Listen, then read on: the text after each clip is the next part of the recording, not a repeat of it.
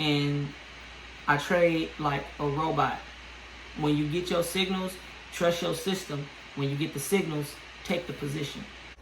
What's up with y'all, man? I'm back today and I got something real good for y'all. So before we even get started, I need y'all to like and subscribe, bro, and hit that notification bell because I got the juice for y'all today. I got the real juice for you. So we finna jump right into this thing, man, and let me know how y'all feel. If y'all like the information, if y'all like what I'm finna tell you, put that down in the comments. Also, don't forget to join the Discord, link in the description. Let's just go. Let's do it. Okay, so intro over. Let me tell y'all what we actually learned today. So we're learning why I use the indicators I use and what these indicators are about, right? So just show y'all this real quick. Let's just start from the bottom. So the first indicator I use is called the RSI plus. And if y'all are traders, then you should probably know what the RSI is. But for those who don't, just read the textbook. Boom, boom, open up the script. Okay, bam. So RSI plus is an augmented version of the standard relative strength index. Basically, what the relative strength index is measuring is it measures buying and selling pressure. That's pretty much it. So you can, let's say an asset is normally worth around $5 to $8, but today it's worth like $15, and it gapped up to $15 at the top of the day. What your RSI is going to tell you is, hey, this is way overvalued. Probably not a zone you want to start buying in, right? So you want to wait until that RSI starts to come back down and it goes to either regular price or it goes to the oversold price. Because when it's oversold and it's like, hey, this is way undervalued, it's probably a good time to start buying, setting your positions, and so on and so forth. So this is what that is. But this is an enhanced version of that with an EMA cloud and some momentum background highlights include 7 color themes.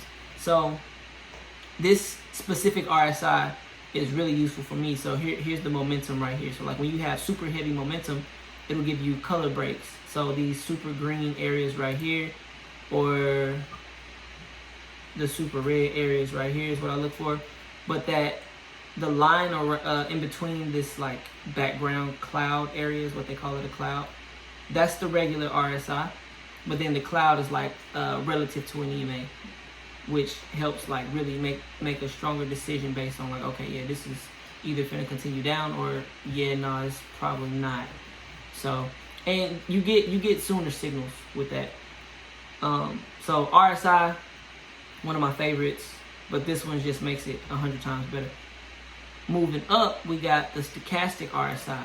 Again, the stochastic RSI is basically like the indicator to the RSI. It's like the RSI's little brother, but it's way more reactive. So whereas the RSI will move kind of slowly in between these low and high value areas, the stochastic RSI will give you those overvalued and oversold areas way more frequently.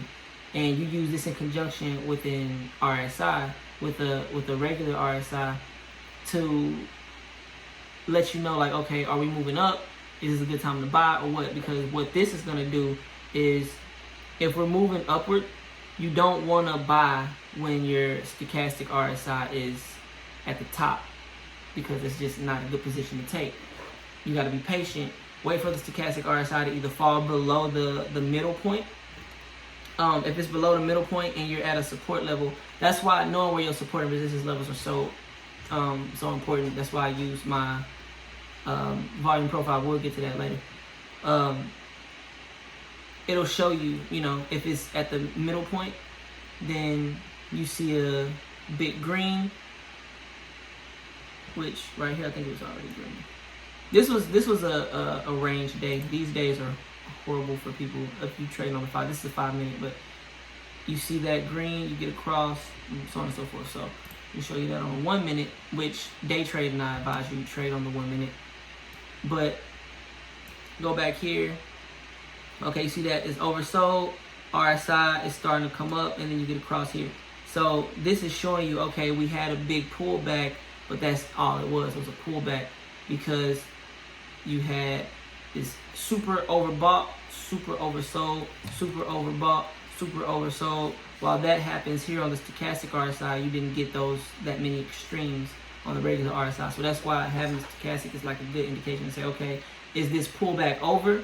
If you trade, say, in an uptrend, and you get a pullback like right here, say, okay, boom, is this pullback going to be over? Yes, it is, because I just got to cross back up. You can kind of take those as they come, especially if you trade with the trend or whatever. The next one that I like to use is called a VBSM. So this is volume-based. Got the script. Okay, here we go. So this is called the volume-based buy and sell momentum. Literally just what it says. It's basing buying and selling volume, buying and selling momentum, taking volume into account. So you can have momentum in one direction, right? But if volume doesn't follow that move, then you're probably not taking the right position. So what this is doing is it's giving you the momentum plus the volume. So if you're moving downward, you'll have this little red line right here is going to be coming down. And let's say you get momentum upward. Well, that red line on top, unless it's supported by volume, that red line on top won't curve up like it did right here. You see what I'm saying? So you'll still be like, it's a good way to know, okay, yeah, we're not getting a curve upward, so this move is a pullback. I don't want to buy in the wrong direction to follow a pullback. I want to follow the actual trend. So taking the trades with this, and you see, you can follow the curvatures pretty easily, which is why I love this volume-based buy and sell momentum indicator so much. So these are my 3 entry indicators. So basically, all I need is 2 of these out of the 3. I need 2 of them to give me an entry signal. And I trade like a robot.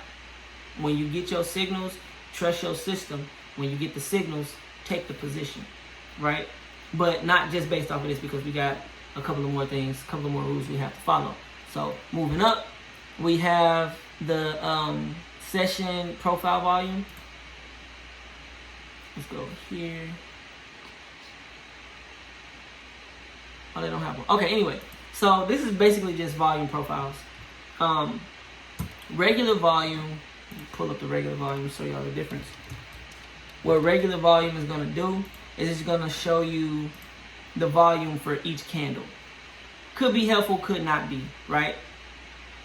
But what volume profile does is shows you how much volume is at each price. This shows you at each time signature. This shows you at each price. It's like latitude, longitude. But here, it's showing you, okay, I got no volume at $384.70, right? So when we start back approaching this area, if we have a strong uptrend, then I can pretty much assume that we're probably gonna shoot through this specific price area. And this will give us a lot of momentum on the upside because we came through this area. So closer we get to this position, I know to take this position. This would have been my first entry signal right here. As close to this position as it comes. So I'm looking to sell right here at this high value area. Bam, and what happens?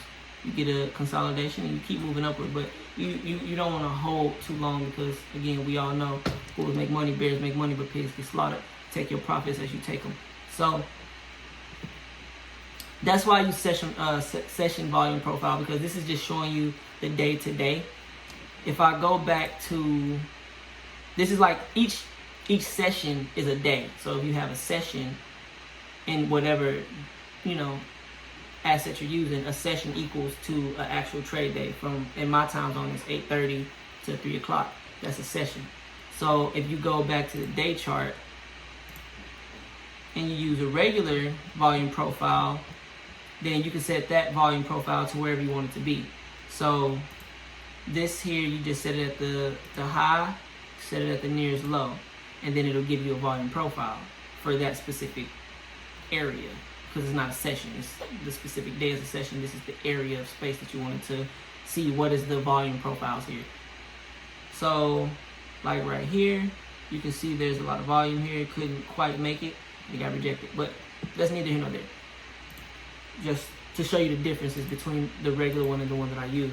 I like to use session volume profiles because I day trade. Moving on, we got VWAP. This is probably, again, one of my favorites.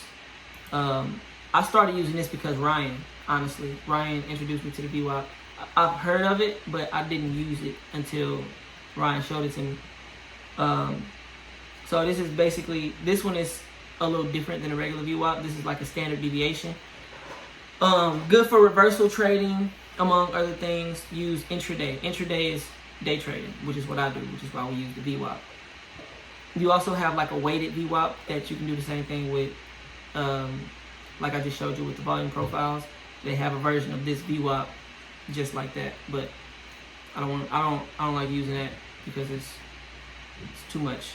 But he added the option to fill spaces between deviation lines with color, and I turn those on every now and again, depending on like if we're in a range, because this works great when you're in a range. And a range is just a consolidation between 2 points.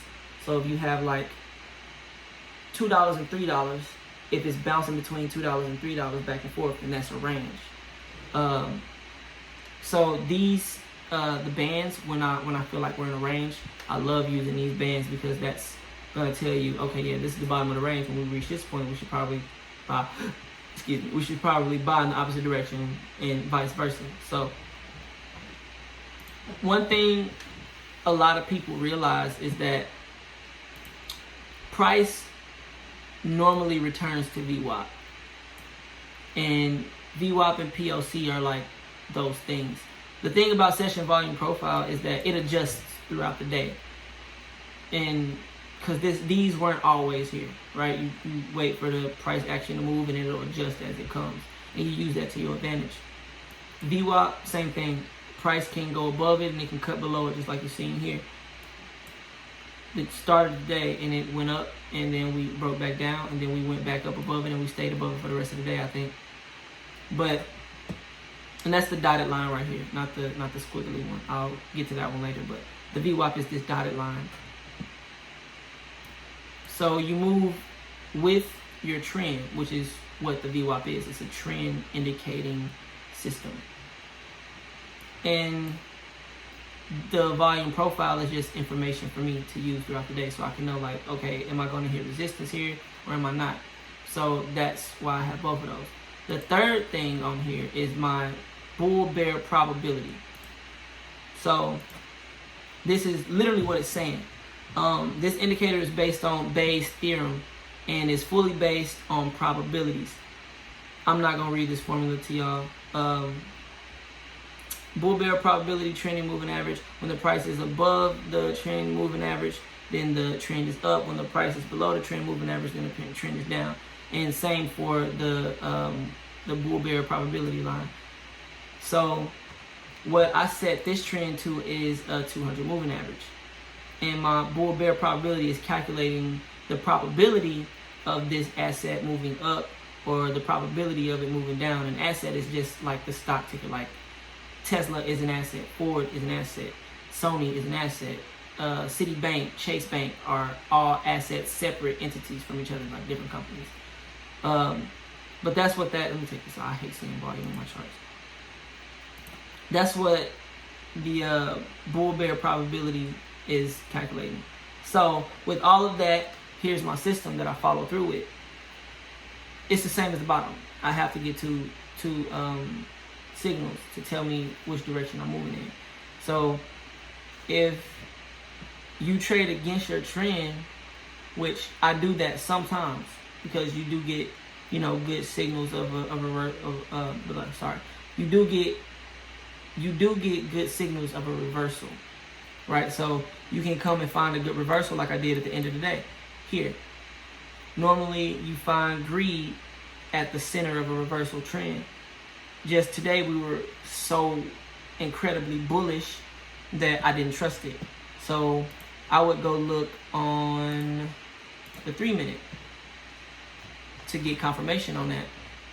And more often than not, I see that, okay, that's on the 3 minute, and then I go look at the 5. And that's on the 5 minute.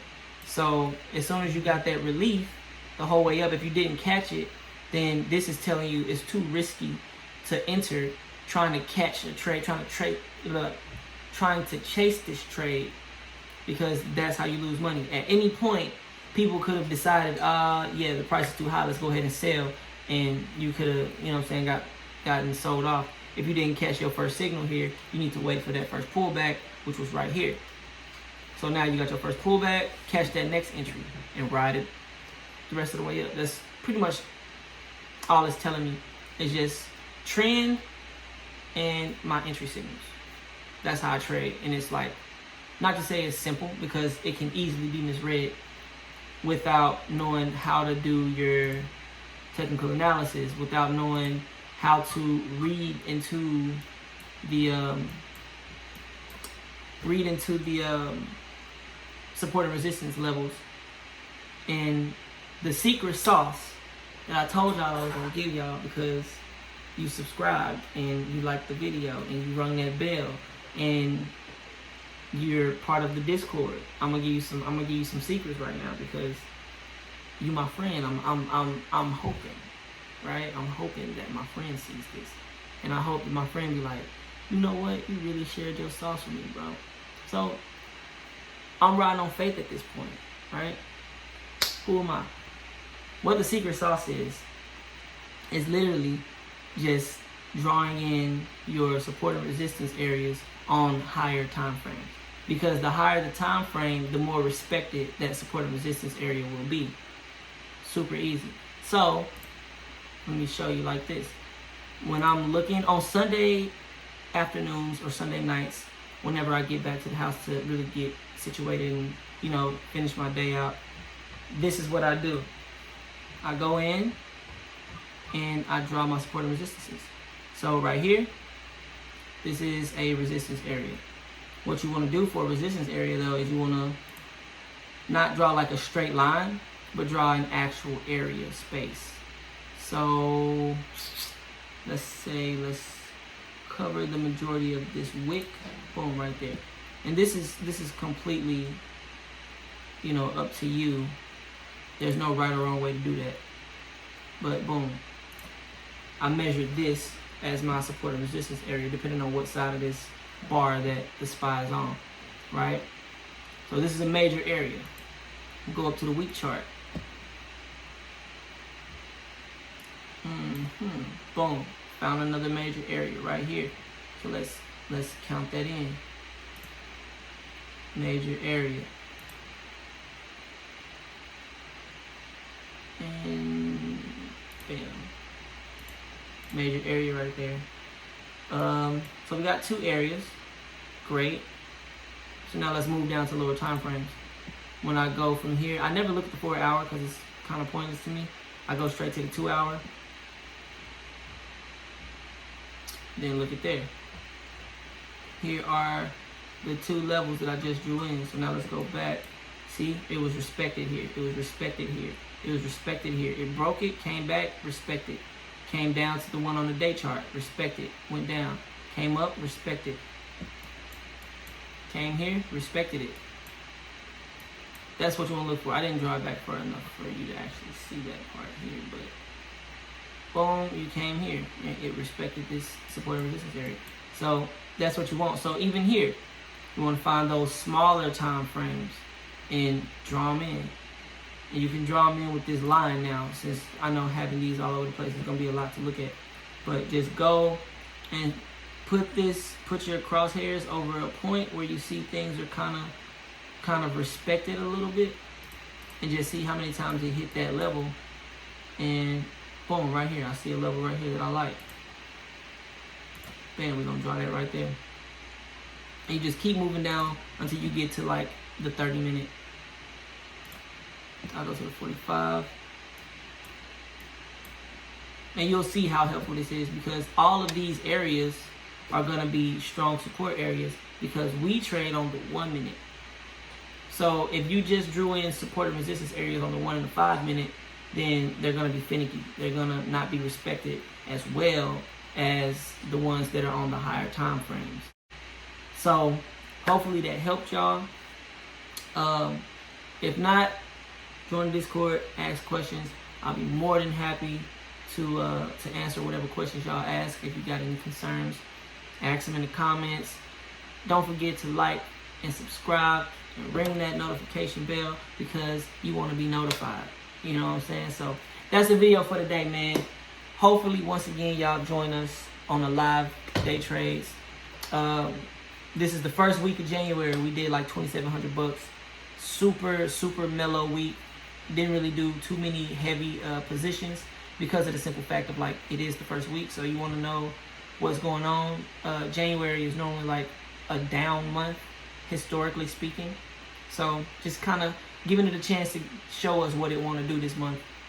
And we played light, but we still was up 24 to 2,700, something like that. Somewhere in the 2,000s, high to mid 2,000s, we were up green. And that's all that matters. You're not red, you made money, and we in here. Remember, man, bulls make money, bears make money, but pigs get slaughtered. Peace, love, and all the above. Holla at me.